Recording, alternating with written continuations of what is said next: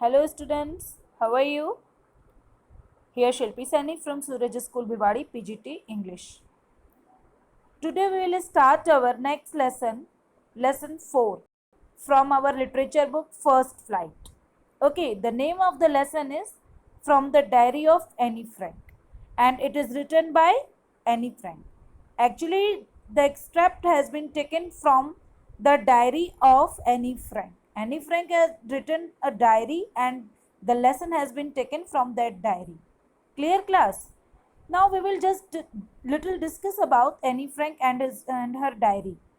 In the chapter From the Diary of Annie Frank, the writer Annie Frank tells about her true companion, a diary. इसमें ये अपनी सच्ची साथी diary के बारे में बताती है. She writes everything about her life in her diary and considers it her true friend. वह अपने जीवन में होने वाली घटनाओं को अपनी डायरी में लिखी है और वह इसको अपनी एक ट्रू फ्रेंड बताती है. She had written each and everything what she faced in her life. She had written in her diary and she told it her true friend. At the time of invasion of German over Holland, her family hid itself. जिस समय Germany पर जो है इस पे Holland पर German अधिकार हुआ, उसकी फैमिली ने अपने आप को छिपा लिया था बचने के लिए. At that time she started to write in her diary और उसी समय इसने अपनी डायरी में लिखना शुरू कर दिया. She spent her adolescent years hidden from outside world and her diary kept all her secrets. जिस समय इस पर अटैक हुआ था तो इनकी फैमिली और ये जो एक जगह छिप गए थे. ठीक है, जब हॉलैंड पर अटैक हुआ था जर्मनी का, तो ये अपने साथ होने वाली हर घटना को अपनी डायरी में लिखती थी. तो through this diary we will come to know the incidents which she faced during that time. Clear? But we have a little part of that diary, okay, which we are going to read. The introductory part. Open this lesson, Annie Frank, lesson 4, as I have told, okay. The diary of from the diary of Annie Frank. This is what introduction. Annie Frank was born on 12 June 1929. Anne Frank का जो जन्म था वो 12 जून 1929 में हुआ and died in 1945 और वो 1945 में मर जाती है. She was a German born Jewish girl. ये जर्मन बॉर्न जूइश गर्ल थी. She wrote a diary while hiding with her family. जब ये जो है हॉलैंड पे जब अटैक हुआ था तो ये अपनी फैमिली के साथ छिपी हुई थी. उस समय इसने डायरी लिखी थी. कौन कौन छिपा था उस समय? उसकी family, 4 friends in Amsterdam during the German occupation of the Netherlands in the second world war. Second world war का टाइम चल रहा था. ये जो है अपने परिवार और 4 और दोस्तों के साथ एम्स्टर्डम में छिपी हुई थी during the German occupation of the Netherlands. जब जर्मन का जो है नीदरलैंड पर अधिकार हो रहा था उस समय सेकेंड वर्ल्ड वॉर के टाइम पर ये लोग छिपे हुए थे. ये जो घटना है ये सेकेंड वर्ल्ड वॉर के टाइम की है. As the Nazi came in power in Germany. जब नाजी का जो है पावर जर्मनी में आ गया, जब नाजियों का अधिकार हो गया जर्मनी पे, she along with her family moved to Amsterdam but got trapped when the Nazis occupied Netherlands. लेकिन जब ये वो जो है अपनी फैमिली के साथ एम्स्टर्डम पहुंच गई, वहां छिपती है, लेकिन वहां पर भी फंस जाती है जब नाजी ने जो है नीदरलैंड पर भी अपना अधिकार कर लिया. The Jewish population was being persecuted and so the family went into hide in July 1942 in Annie's father Otto Frank's office in building. तो जो है Jewish population जो है, जो आपकी ये Jewish population, okay class, the Jewish population was being persecuted so the family went into hiding in July, okay, 1942 in Annie's father Otto Frank's office building. जैसे ही Jewish population का उत्पीड़न वहाँ पर शुरू हो गया, यानी कि उनको परेशान जब करने लगे, तो ये इसके परिवार के साथ ये जुलाई 1942 में अपने पापा ओटो फ्रैंक के ऑफिस में ये छिप जाते हैं पूरे सभी लोग. They remained in hiding for 2 years और उस जगह ये 2 साल तक छिपे रहते. Then they were shifted to a concentration camp where camp where any died due to typhus within days of her sister Margot Frank. और वहां पर वो जो है कंसंट्रेटेड कैंप में शिफ्ट कर दिए जाते हैं, और एनी जो है वहां पर मर जाती टाइफस की वजह से, ठीक है, within days of her sister Margot Frank. Okay, where any died due to typhus within days of her sister Margot Frank, जिन दिनों में उसकी बहन मरी थी उसी समय उसकी भी डेथ हो जाती है।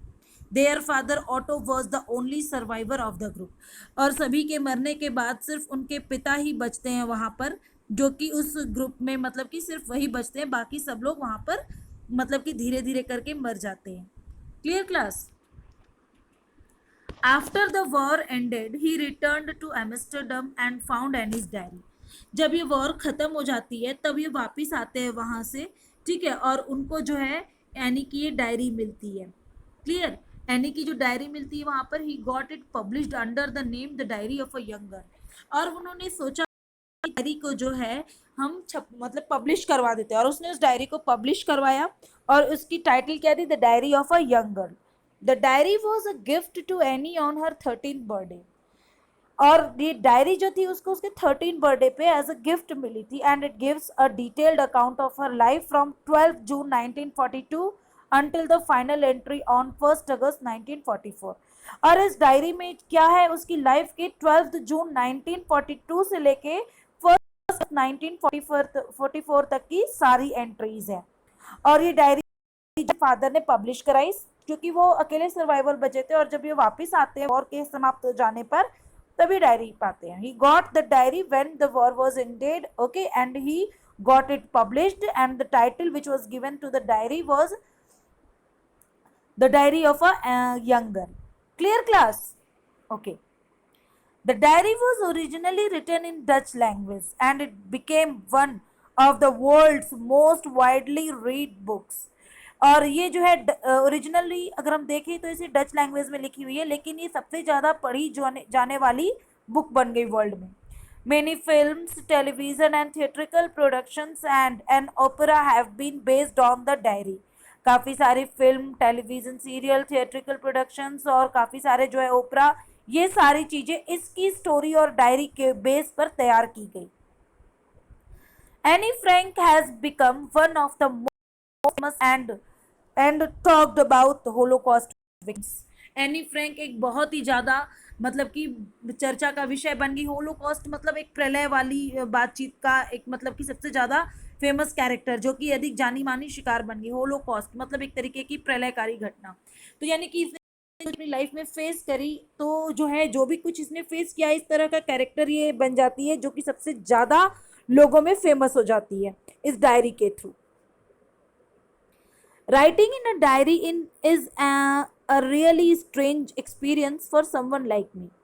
डायरी लिखना, अब एनी कह रही है कि मेरी तरह मतलब डायरी लिखना काफ़ी एक स्ट्रेंज एक्सपीरियंस है। Not only because I have never written anything before, सिर्फ इसलिए नहीं कि मैंने जो है कभी कुछ नहीं लिखा, but also because it seems to me that after that later on neither I nor anyone else will be interested in missings of a 13-year-old school girl।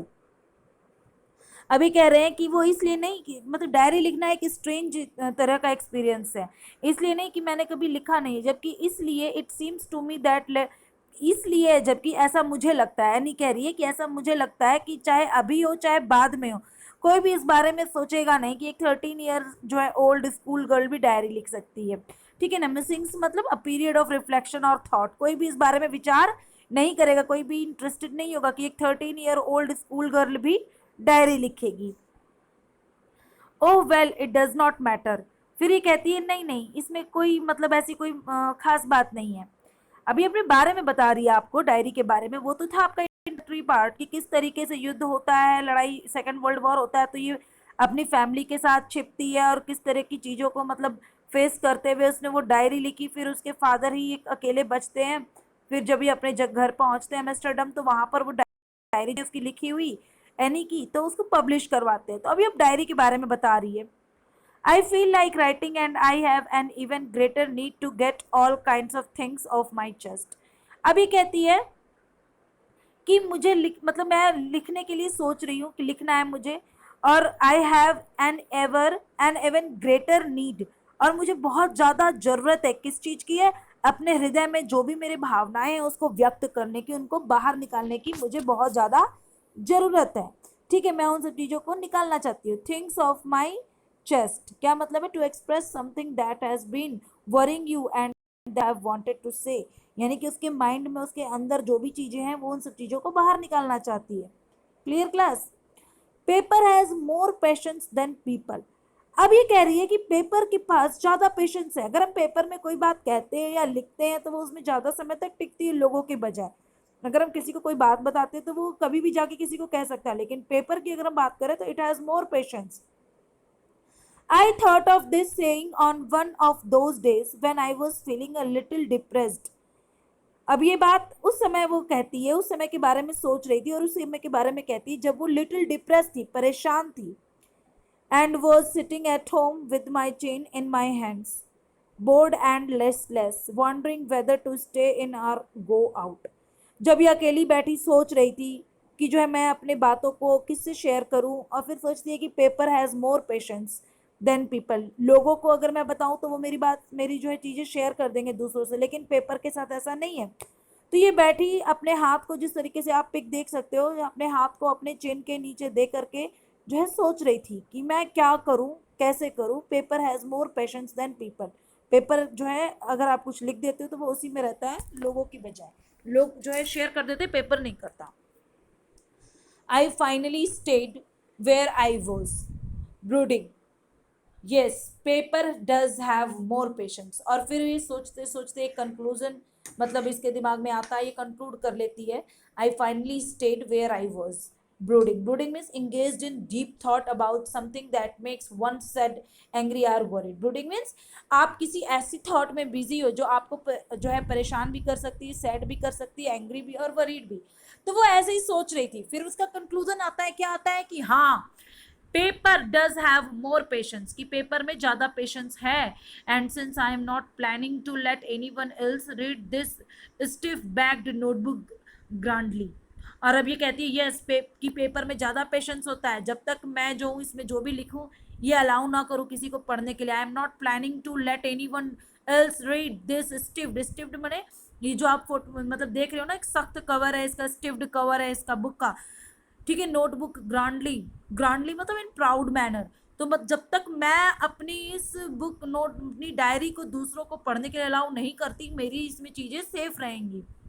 Referred to as a diary, और जिसको मैं diary का नाम देती हूँ। Unless I should ever find a real friend, जब तक मेरे को कोई रियल फ्रेंड नहीं मिल जाता मैं अपनी सारी बातें इसमें लिखूंगी, और मुझे पूरी उम्मीद है कि मेरा डाटा यहाँ से मेरी बातें यहाँ से कहीं और नहीं जाएंगी जब तक मैं अलाउ नहीं करूंगी। It probably won't make a bit of difference, और इसमें कोई खास मतलब कोई बात नहीं है, कोई परेशानी की बात नहीं है, मैं अपना ये काम कर लूंगी बहुत ही आसानी से। जब तक मैं अलाउ नहीं करूंगी ये कोई नहीं पढ़ेगा। And paper has more patience, ये इस कंक्लूजन पर पहुंचती है।